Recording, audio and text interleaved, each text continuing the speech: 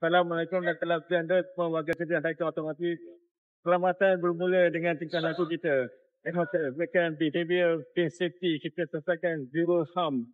Kerana saya mengambil solat tentang keselamatan dengan kita semua. Dalam Quran lain keterutamanya, budaya menjaga keselamatan hendaklah diterapkan bagi mengelakkan kemalangan dari pelaku.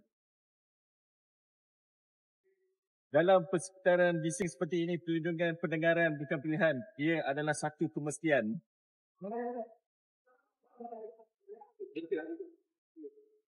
Tingkah laku selamat bermaksud melakukan perkara dengan betul, walaupun tiada siapa yang melihat pada ketika itu.